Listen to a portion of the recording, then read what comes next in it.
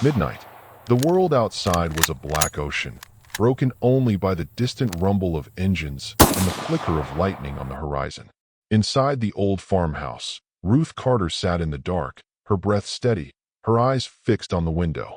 She could feel the storm coming, not just in the sky, but in her bones, in the way the air seemed to vibrate with warning. They were coming for her. She didn't know their names, didn't care.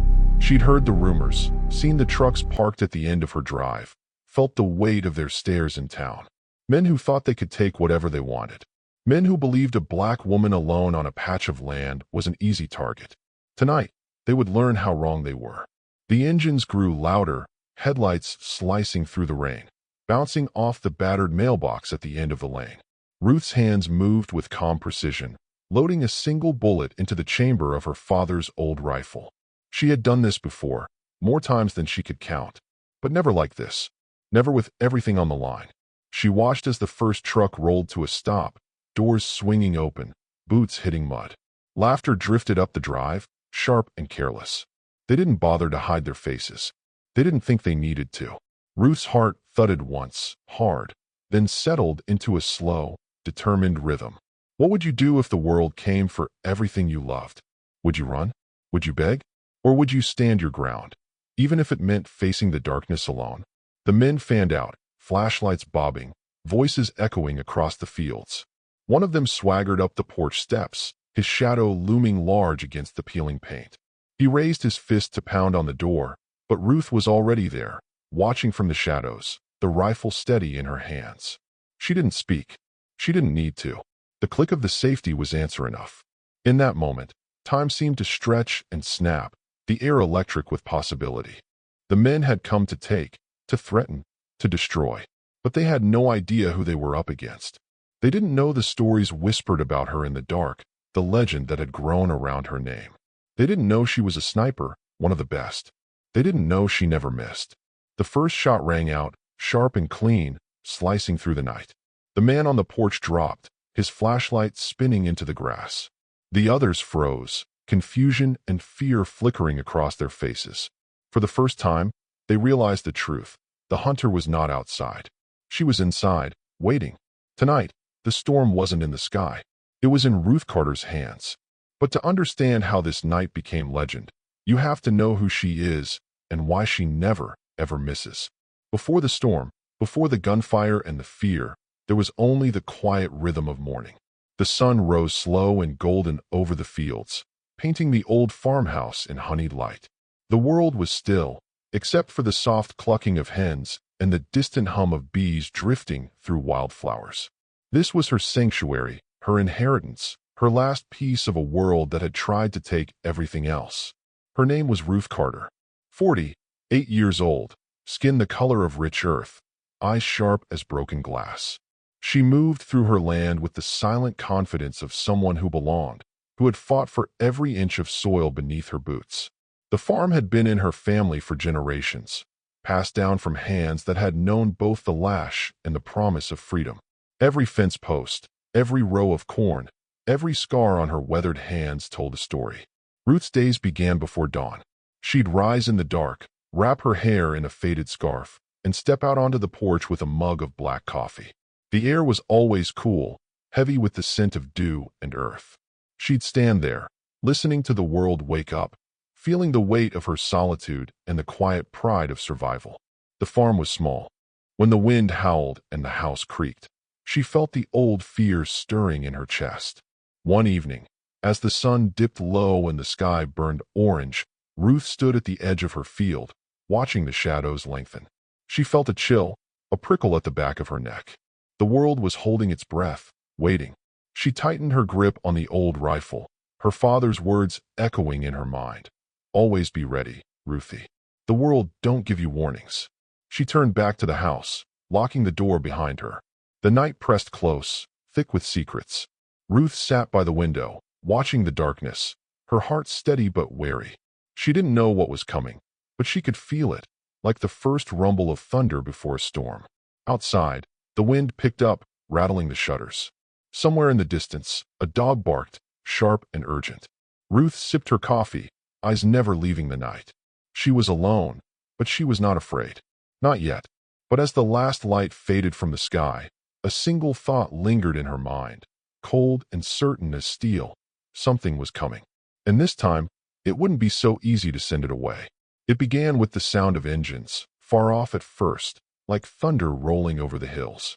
Ruth was in the barn, stacking bales of hay, when she heard it, a low, guttural growl that didn't belong to any tractor or pickup she knew. She paused, heart thumping, and listened. The sound grew louder, closer, until it was unmistakable. Motorcycles, at least 3, maybe more, tearing up the gravel road that led to her farm. She wiped her hands on her jeans, trying to steady her breath.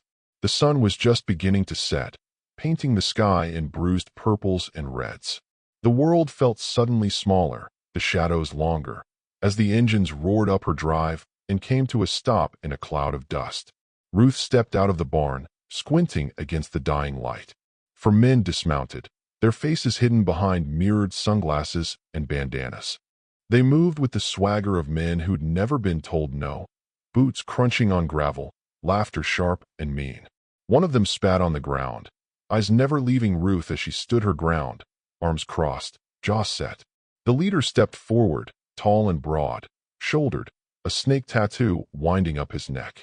He grinned, showing gold teeth. "Evenin', ma'am," he drawled, voice oily and mocking.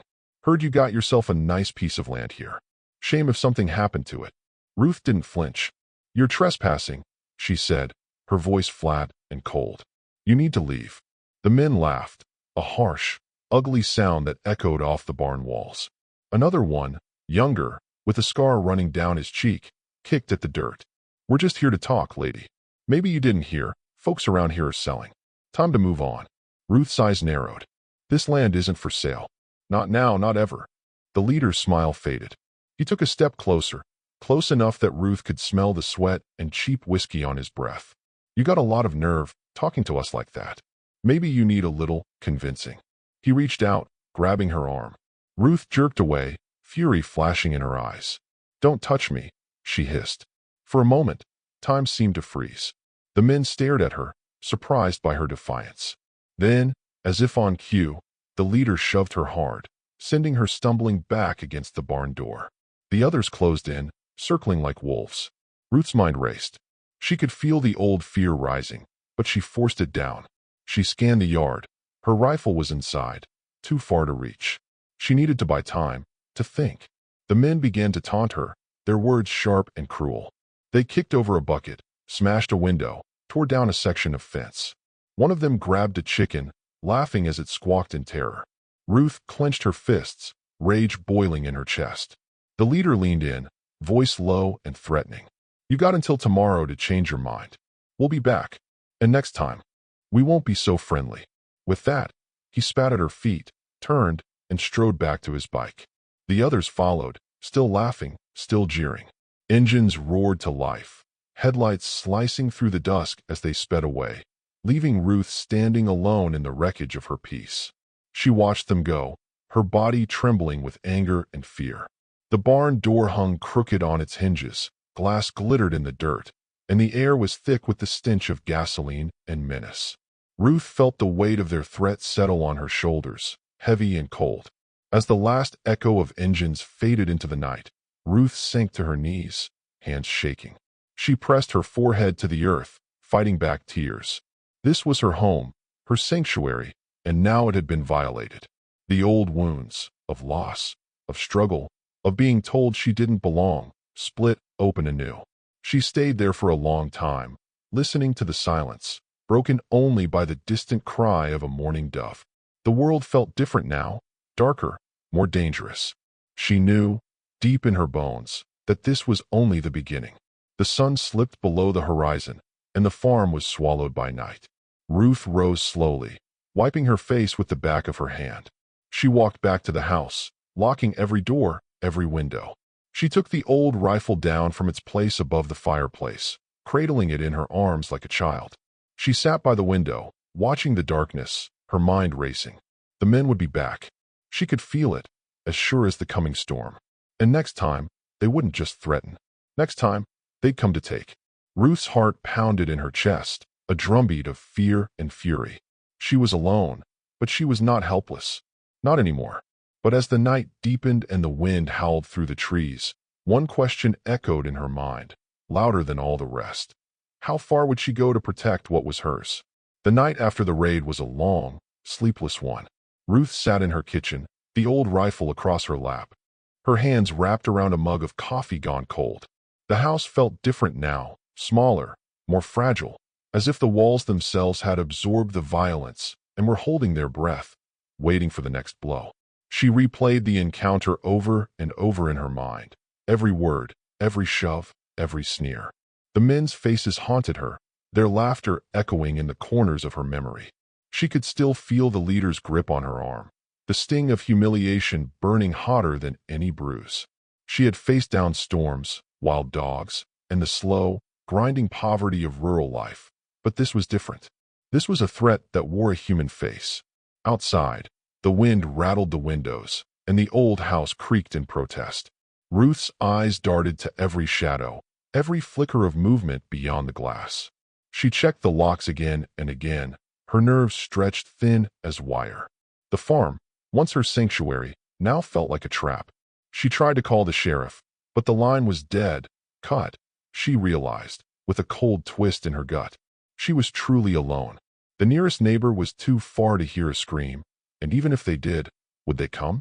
Ruth knew the answer.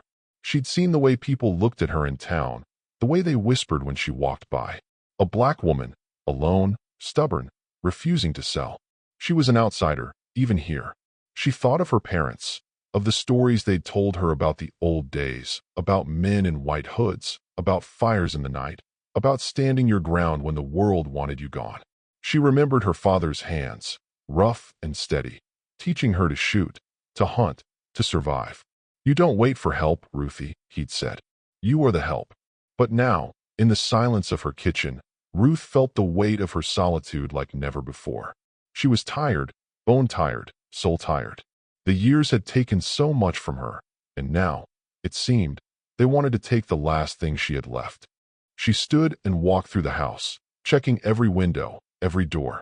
She paused in the living room, looking at the faded photographs on the mantel, her parents on their wedding day, her husband grinning in the sunlight, herself as a little girl, holding a fishing pole twice her size. So much history, so much love, all bound up in these walls. She moved to the fireplace and knelt, opening the old metal box hidden beneath the hearthstone. Inside were her father's medals, a stack of letters, and a small, battered notebook. She flipped through the pages, her father's handwriting steady and sure. Notes on wind speed, distance, bullet drop, lessons from a lifetime spent behind a rifle. She traced the words with her finger, feeling a surge of something fierce and defiant rise in her chest. But then the fear crept back in, cold and relentless. What if they came back tonight? What if they brought more men, more guns? She was just one woman, alone in the dark. The odds were impossible. She sat back on her heels, the notebook trembling in her hands. Tears welled in her eyes, hot and bitter. She hated feeling weak, hated the way fear made her small. She wanted to scream, to break something, to make the world understand that she would not be moved. But the house was silent, and her anger had nowhere to go. She pressed her forehead to the cool stone of the hearth, her breath coming in ragged gasps. For a long time, she stayed there, caught between rage and despair, the weight of her ancestors pressing down on her shoulders. When she finally stood, the first light of dawn was creeping through the windows. The world outside was quiet, the fields shrouded in mist. Ruth moved through the house like a ghost, her footsteps muffled by the old wooden floors. She made herself another cup of coffee, her hands steady now, her mind clear. She sat at the kitchen table, the rifle beside her, and stared out at the fields. The men would be back. She knew it as surely as she knew her own name. The question was no longer if, but when. And as the sun rose over the battered farm, Ruth made a silent promise to herself and to the memory of everyone who had come before her. She would not run. She would not beg. She would fight, no matter the cost.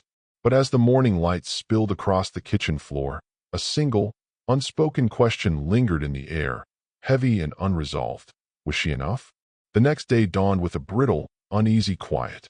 Ruth moved through her morning chores with a new edge to her movements, every sense sharpened by the memory of last night. The chickens were skittish, the cows restless, as if the animals themselves could feel the tension humming in the air. She kept the rifle slung over her shoulder, its weight both a comfort and a burden. She tried to focus on the work, mending the broken fence, sweeping up shattered glass, righting the things the men had knocked over. But every sound made her flinch. The distant rumble of a truck on the highway, the snap of a twig in the woods, even the wind rattling the barn doors. Her nerves were raw, her patience thin. She thought about calling for help again, but the phone line was still dead. She considered driving into town, but something in her gut told her not to leave the farm unattended. If the men came back while she was gone, there would be nothing to stop them from burning it all to the ground. She was trapped, and she knew it. By noon, the sun was high and hot, baking the fields to a dull, lifeless brown. Ruth wiped sweat from her brow and looked out over the land. It seemed to stretch forever, empty and exposed. She felt small, a single figure against the vastness of the world. But she also felt something else, a stubborn, unyielding resolve. This was her home. She would not give it up without a fight. She went inside and opened her father's notebook again, studying the notes and diagrams. She remembered the lessons he'd drilled into her as a child, how to find cover, how to read the wind, how to wait for the perfect shot. She cleaned the rifle with slow, deliberate care, checking every part, every screw. She found a box of ammunition in the closet, counting each bullet with grim satisfaction. As the afternoon wore on, Ruth began to prepare. She set up makeshift barricades at the doors and windows, stacking furniture and heavy boxes. She filled a bucket with water, just in case. She packed a small bag with essentials, food, a flashlight, a first aid kit. She moved through the house with purpose, her fears slowly hardening into determination. But the world seemed determined to test her. As she was boarding up the back window, she heard a car pull up at the end of the drive. Her heart leapt into her throat. She grabbed the rifle and crept to the front door, peering through the crack in the curtains. It was the mailman, a young white man with nervous eyes. He held out a letter, his hands shaking. "Just doing my job, ma'am," he stammered, glancing over his shoulder as if he expected trouble. Ruth took the letter, her eyes never leaving his face. He hesitated, then leaned in, voice barely above a whisper. "You be careful out here. Folks are talking." Ruth nodded, her jaw tight. "I can take care of myself." The mailman nodded, but his eyes were full of doubt. He hurried back to his truck and drove away, leaving Ruth alone with the letter. She opened it with trembling hands. It was another offer to buy the farm, this one from a company she'd never heard of. The price was generous, but the message was clear: sell or else. Ruth crumpled the letter and tossed it in the trash. She would not be bullied. Not by men with guns, not by men in suits. But as the sun began to set, painting the sky in shades of fire and blood, she felt the weight of the world pressing down on her. She ate a cold dinner, her appetite gone. She sat by the window, watching the road, the rifle across her knees. Every passing car made her heart race. Every shadow seemed to move with purpose. She was tired, so tired, but she could not rest. As darkness fell, Ruth heard the distant sound of laughter, men's voices, carried on the wind. She tensed, gripping the rifle tighter. The fear was back, gnawing at her insides. But beneath it, something else was growing, a cold, clear anger. She would not let them take her home. She would not let them win. But that was only the beginning. Night fell heavy and thick, pressing against the windows like a living thing. Ruth sat in the dark, the only light a faint glow from the oil lamp on the kitchen table. The rifle lay across her lap, her hands resting on the cool metal. Every muscle in her body ached from tension, but her mind refused to slow down. She listened to the sounds of the night, the creak of the old house settling, the distant call of an owl, the wind whispering through the corn. But beneath it all, she heard something else, the echo of footsteps, the memory of laughter, the promise of violence. She tried to steady her breathing, to remind herself that she had survived worse. But the fear was different this time. It was personal. She thought about her parents, about the stories they'd told her of nights like this, nights when the world seemed to close in, when danger lurked just beyond the edge of the light. She remembered her mother's voice, soft but unbreakable, We are the roots, Ruthie. They can't pull us up if we hold on tight. But what if the roots weren't enough? What if the storm was too strong? The hours crawled by. Ruth checked the barricades, peered through the curtains, paced the length of the house. She tried to call the sheriff again, but the line was still dead. She considered using her old CB radio, but the thought of broadcasting her fear to the world made her hesitate. She was alone, and she would have to face this alone. Sometime after midnight, she heard it, a car engine, slow and deliberate, creeping up the drive. Her heart hammered in her chest. She moved to the window, careful to stay in the shadows. Headlights cut through the darkness, illuminating the battered mailbox at the end of the lane. The car idled for a moment, then turned and drove away, tires crunching on gravel. Ruth let out a shaky breath, her hands trembling. Was it a warning? A test? Or just a lost traveler? She didn't know, and that uncertainty gnawed at her, eating away at her resolve. She tried to sleep, but every time she closed her eyes, she saw the men's faces, heard their threats. She got up and walked the perimeter of the house, the rifle heavy in her hands. The night was cold, the air sharp with the scent of rain. She paused at the edge of the field, looking out over the land. It seemed endless, but also impossibly vulnerable. As she turned to go back inside, she noticed something strange, a glint of metal near the barn. She crept closer, heart pounding. There, half buried in the dirt, was a spent shell casing. Not hers. Fresh. She knelt, turning it over in her hand. It was a warning, left for her to find. A message, "We're watching." Ruth's fear twisted into anger. They wanted her scared, wanted her to run. But she would not give them the satisfaction. She pocketed the casing and went back inside, locking the door behind her. The next morning, the sky was gray and heavy with the promise of rain. Ruth moved through her chores like a ghost, her mind elsewhere.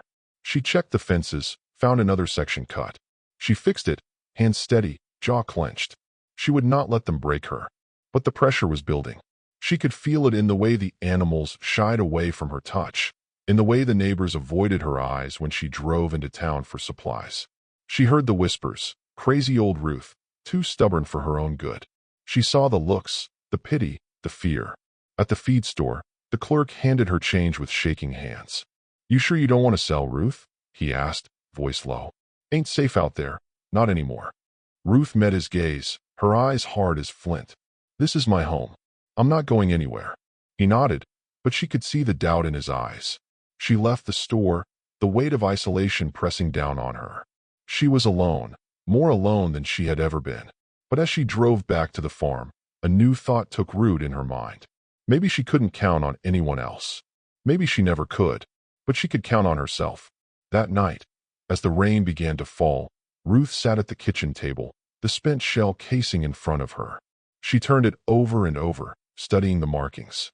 It was military issue, the kind her father had used. A memory surfaced, her father's stories of men who'd come back from war, broken and angry, looking for a fight. A chill ran down her spine. Was this more than just a land grab? Was there something else at play, something darker? She stared out into the storm, the wind howling against the glass. The world was closing in, and she was running out of time. But she was not done yet. Underscore,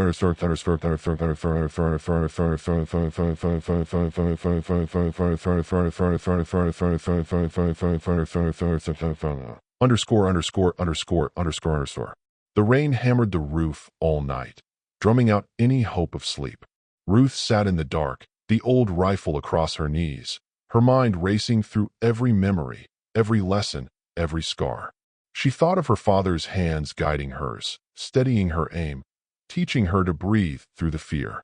She thought of her mother's voice, singing hymns in the kitchen, her strength woven into every note. She thought of her husband, his laughter echoing through the fields, his absence a wound that never quite healed. She was tired of being afraid, tired of waiting for the world to take what was hers, tired of feeling small, invisible, disposable. The fear that had haunted her for days, for years, began to shift, slowly, almost imperceptibly, into something else. Something sharper, something stronger. She stood and moved through the house, her steps sure and silent. She gathered supplies, ammunition, canned food, a flashlight, her father's old combat knife. She checked the barricades, reinforced the doors, set up makeshift alarms with tin cans and string. Every movement was deliberate, every action a declaration. I am not prey. I am not helpless. She paused in front of the mirror, studying her reflection. The woman who stared back at her was older, yes, and worn by years of hard living. But there was steel in her eyes, a fire that refused to be snuffed out. She remembered the stories her father used to tell her, about the war, about the sniper who could hit a target at 1,000 yards, about the legend whispered among soldiers. Blackbird, they called her. Ruth had always thought those stories were just that, stories. But now, looking at herself, she wondered if maybe, just maybe, the legend was real. She opened her father's notebook again, flipping to the last page. There, in his careful handwriting, was a single line. When the world comes for you, make them remember your name. Ruth closed the notebook and took a deep breath. The fear was still there, but it was different now. It was fuel. It was fire. She moved to the attic, where she kept the old trunk. Inside, wrapped in oilcloth, was her father's sniper rifle, a relic from another life, another war. She ran her hands over the worn wood, the cool metal. She remembered the weight of it, the way it felt to line up a shot, to control her breath, to become invisible. She cleaned the rifle with reverence, her hands steady and sure. She checked the scope, adjusted the sights, loaded the magazine. The motions came back to her like a song she'd known all her life. She was not just Ruth Carter, farmer and widow. She was her father's daughter. She was Blackbird's blood. As dawn broke, Ruth climbed to the roof, the rifle slung across her back. She scanned the horizon, her eyes sharp and unblinking. The world was quiet, the field shrouded in mist. But she could feel the storm coming, could sense the danger lurking just beyond the edge of sight. She settled in, her body relaxed, her mind focused. She was no longer waiting for the world to take from her. She was ready to defend what was hers, to make them remember her name. No one was coming to save her. She understood that now, deep in her bones. She was alone, but she was not afraid. She was ready. The day before the reckoning was eerily calm. The rain had passed, leaving the world washed and raw, the air thick with the scent of wet earth and wildflowers. Ruth moved through her home with a quiet purpose, every action measured, every thought sharpened by the knowledge of what was coming. She ate a simple breakfast, her hand steady as she buttered a slice of bread. She fed the animals, pausing to scratch the old dog behind the ears, whispering a promise that she would keep them safe. She walked the perimeter of the farm, boots sinking into the soft ground, eyes scanning for any sign of movement. The world felt suspended, as if holding its breath, waiting for the first crack of thunder. Inside, she checked her supplies one last time. Ammunition, food, water, first aid. She set up her father's old field glasses on the windowsill, marking the best vantage points. She rehearsed her plan, every step mapped out in her mind. Where she would take cover, where she would draw them in, how she would make every shot count. There was no room for error. Not now. She found herself thinking of her parents, of the sacrifices they had made to keep this land, to build a life from nothing. She thought of her husband, of the laughter and the love they had shared, of the dreams they had for a future that was stolen too soon. She thought of all the women who had come before her, who had stood their ground when the world tried to erase them.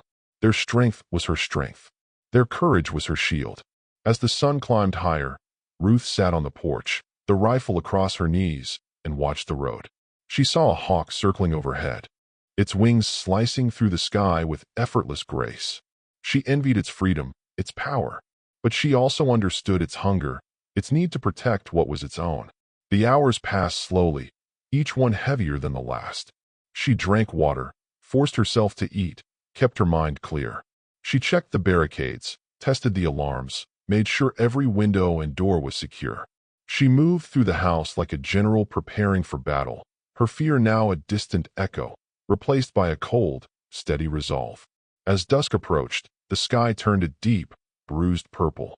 Ruth climbed to the roof, the sniper rifle slung across her back, and settled into her chosen spot. From here, she could see the entire farm, the fields, the barn, the long, winding drive.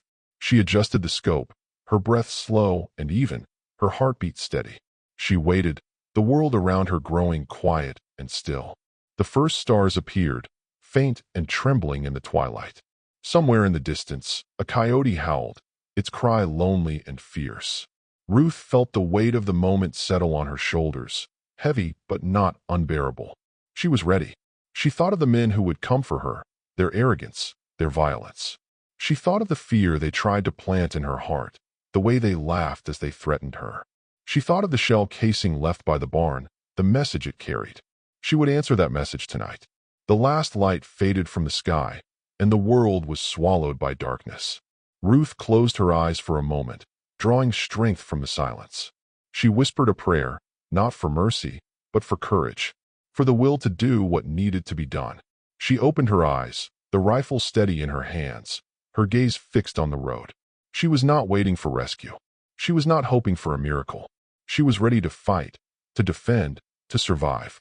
Tomorrow, everything changes. The night was thick and silent, the kind of silence that presses against your skin and makes your heart beat louder. In your chest, Ruth lay prone on the roof, her cheek pressed to the cool metal of the rifle, eyes fixed on the long, winding drive. Every sense was alive, every muscle coiled and ready. She waited, breathing slow and deep, letting the darkness settle around her like a cloak. Then, just after midnight, headlights appeared at the edge of the property. 1, 2, 3, no, for vehicles, moving slow, engines rumbling low. Ruth's pulse quickened, but her hands were steady. She watched as the cars stopped just beyond the gate, their lights cutting through the mist. Doors opened. Shadows spilled out, 6, maybe 7 men, all armed, their voices low and urgent. She watched them fan out, moving with the confidence of men who believe they own the night. They carried crowbars, shotguns, flashlights. One of them, the leader, barked orders, his voice sharp and familiar. Ruth's jaw tightened.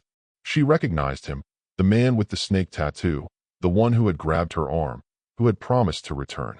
But there was something else, something that made her blood run cold.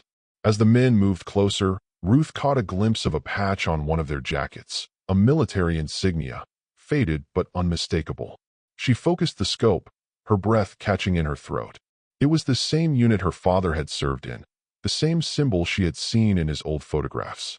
A memory surfaced, sharp and sudden. Her father's stories of men who came back from war, broken and angry, looking for a fight. Men who couldn't leave the battlefield behind, who brought the war home with them. Ruth realized, with a sick twist in her gut, that this was more than a simple land grab. These men were connected to her father's past, to a history of violence and betrayal that stretched back decades. She watched as the leader signaled to the others, sending 2 men toward the barn, 2 toward the house, the rest fanning out along the fence line. They moved with military precision, their steps measured, their eyes scanning the darkness. Ruth's mind raced. This was no random attack. They knew what they were doing. They had come prepared. She shifted her position, lining up the first shot. Her finger hovered over the trigger, her breath slow and even. She remembered her father's words. You only get one chance, Ruthie. Make it count. She waited, heart pounding, as the men drew closer, their flashlights sweeping over the yard. Then, in the beam of one flashlight, she saw it, a glint of metal near the barn, the same spent shell casing she had found the night before. The man picked it up, turned it over, and laughed. She's got a message for us, he called out, his voice mocking. Thinks she can scare us off. Ruth's anger flared, hot and bright. She was done being afraid. She was done being hunted. She squeezed the trigger. The shot rang out, sharp and clean, echoing across the fields. The man by the barn dropped, his flashlight spinning into the dirt. The others froze, confusion and fear rippling through their ranks.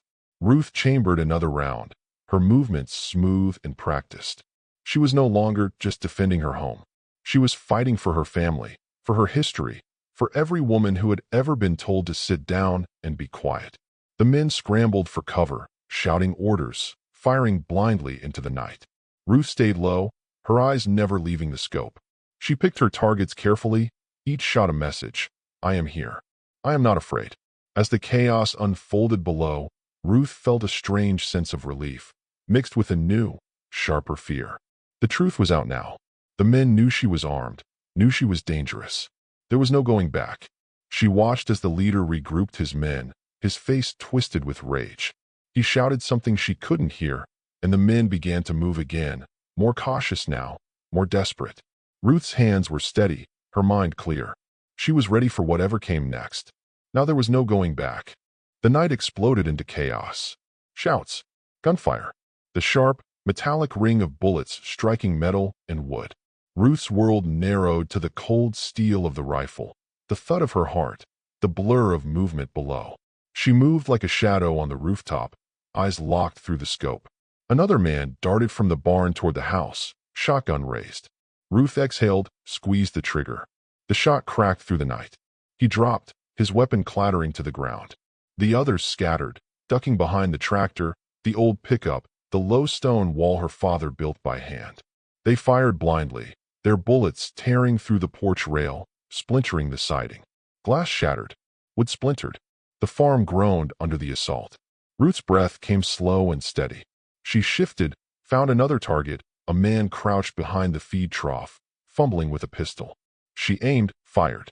He fell back, arms flailing, the pistol spinning into the mud. A flash of movement at the edge of the field. The leader, the man with the snake tattoo, barking orders, rallying his men. He pointed at the house, screamed something lost in the roar of gunfire. Two men broke from cover, sprinting for the back door. Ruth rolled, dropped down the ladder, boots hitting the floor with a thud. She moved through the house, silent and swift, the rifle cradled in her arms. She heard the back door crash open, heavy boots stomping through the kitchen. She ducked behind the old oak table, heart pounding. The men moved through the house, flashlights sweeping, voices tense. She's in here somewhere. Find her. Ruth waited, breath held, finger on the trigger. A shadow passed the doorway. She fired. The man dropped, his flashlight spinning across the floor, beam flickering out. The last man turned, panic in his eyes. He fired wildly, bullets chewing through the wall. Ruth stayed low, waited for the pause, then rose and fired. The man crumpled, the gun slipping from his grasp. Silence. For a moment, only the sound of rain on the roof, the distant rumble of thunder. Then, glass shattered in the living room. The leader burst through, rage twisting his face, shotgun raised. Ruth dove behind the couch as buckshot tore through the air, stuffing and wood flying. She crawled, keeping low, the rifle heavy in her hands. The leader stalked through the room, boots crunching on broken glass. You think you can scare me? He snarled. You think you can win? Ruth rose, rifle leveled. I don't have to scare you, she said, voice steady. I just have to stop you.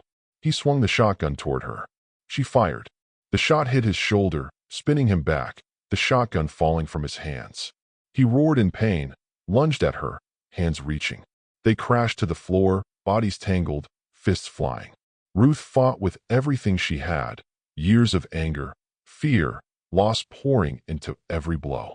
The leader was strong, but Ruth was stronger. She broke free, grabbed the rifle, pressed it to his chest. He froze, eyes wide, breath ragged. Please, he whispered, blood pooling beneath him. Don't. Ruth's hands shook. For a moment, the world held its breath. She saw not a monster, but a broken man, desperate and afraid. She lowered the rifle. Get off my land, she said, voice cold as steel. And never come back. He scrambled to his feet, clutching his wounded arm, stumbling out the door into the rain. Ruth stood in the wreckage of her home, chest heaving, hands trembling. The night was silent again, broken only by the sound of her own breathing. She looked down at the rifle, at the blood on her hands, at the bodies on her floor. A single tear traced down her cheek. The battle was over, but the cost was written in blood and silence. Dawn crept over the horizon, pale and uncertain, painting the battered farmhouse in a cold, gray light. The storm had passed, but its scars remained, shattered glass glinting in the grass, bullet holes pocking the walls, blood soaking into the old wooden floorboards. Ruth stood in the center of her living room, the rifle hanging limp at her side, her body aching with exhaustion and pain. The silence was heavy, almost sacred.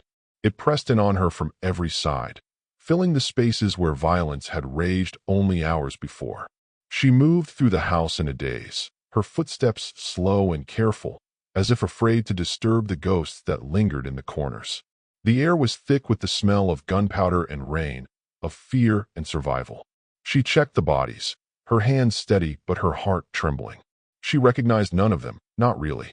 They were just men, broken, angry, desperate. She felt no triumph, no satisfaction, only a deep, aching sorrow. She covered their faces with old sheets, whispering a prayer for their mothers, for the boys they once were, for the choices that had led them here. Outside, the world was waking up. Birds called from the trees, tentative and uncertain. The animals huddled in the barn, wide-eyed and silent, as if they too sensed the change in the air. Ruth moved among them, her touch gentle, her voice soft. She fed them, watered them, reassured them with quiet words. They were alive. She was alive. That was enough for now. She returned to the house, her movements slow and deliberate.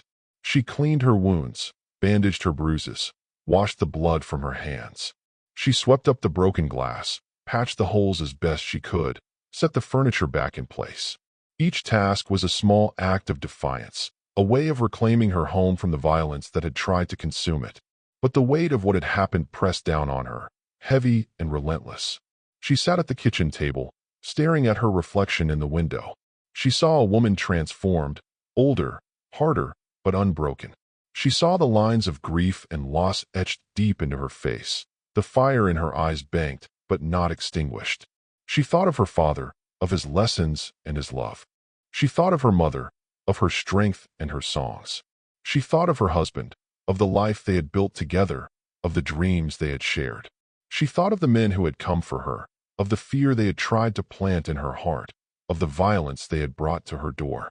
She felt the pain of it all, the loss, the anger, the loneliness. She let herself grieve, let herself feel the full weight of what she had survived. Tears slipped down her cheeks, silent and unbidden. She did not wipe them away. The sun rose higher, casting long shadows across the fields. Ruth stood and walked outside, the cool morning air sharp against her skin. She looked out over the land, her land, and felt a surge of something fierce and unyielding. She had fought for this place. She had bled for it. She had survived. She knelt in the dirt, her hands pressed to the earth, her breath slow and steady. She whispered a prayer for the dead, for the living, for herself. She asked for forgiveness, for strength, for peace. The world was quiet, the storm finally spent. Ruth stood, her shoulders squared, her gaze steady. She was changed, but she was not defeated. She was still here, and that, for now, was enough. The days that followed moved slowly, as if the world itself needed time to recover. Ruth worked from sunrise to sunset, her body sore, but her spirit unbroken. She patched the holes in her walls, replaced shattered windows, and scrubbed the blood from the floorboards until her hands ached. Each act of repair was a quiet rebellion, a way of telling the world that she would not be erased. Word of what happened spread through the county like wildfire. Some neighbors came by, their faces pale and eyes wide, offering awkward words of sympathy and casseroles wrapped in foil. Others kept their distance, watching from the safety of their porches, unsure what to make of the woman who had stood her ground against armed men. The sheriff finally arrived. Days late and full of questions, Ruth answered them all with a calm, steady voice, her story unwavering. She told the truth, every hard and bloody detail, and when she was done, the sheriff only nodded, tipping his hat in silent respect. The men who had come for her were gone, some dead, some fled, their threat broken and scattered. The company that had tried to buy her land sent no more letters, made no more offers. The silence from their end was its own kind of surrender. Ruth found herself changed in ways she hadn't expected. The fear that had once haunted her was gone, replaced by a quiet confidence. She walked her land with her head held high, no longer looking over her shoulder. She slept with the windows open, the cool night air a balm to her wounds. She sang as she worked, her voice strong and clear, the old gospel songs rising over the fields like a promise. She planted new seeds in the garden, her hands deep in the earth. She fixed the barn roof, mended the fences, and painted the porch a bright, hopeful blue. The animals grew calm again, their trust returning with each gentle touch. The farm began to heal, the scars of violence fading beneath the green of new growth. One evening, as the sun set in a blaze of gold and crimson, Ruth sat on the porch, the old rifle resting beside her. She watched the shadows lengthen across the fields, listened to the chorus of crickets and frogs, and felt a peace she hadn't known in years. She thought of her parents, her husband, the generations who had come before her. She felt their presence in the land, in the wind, in the steady beat of her own heart. She knew the world would never be safe, not completely. There would always be those who wanted to take, to destroy, to erase. But she also knew that she was stronger than she had ever believed. She had faced the darkness and survived. She had defended her home, her history, her very self. As night fell, Ruth stood and walked the perimeter of her land one last time. She paused at the edge of the field, looking out over the rows of corn, the barn, the house that had sheltered her through storm and fire. She smiled, a small, quiet smile, and whispered a promise to the night. I am still here. She returned to the porch, sat in her old rocking chair, and let the darkness settle around her like a friend. The world was quiet, the air cool and sweet. Ruth closed her eyes, her heart full of gratitude and hope. She had survived. She had endured.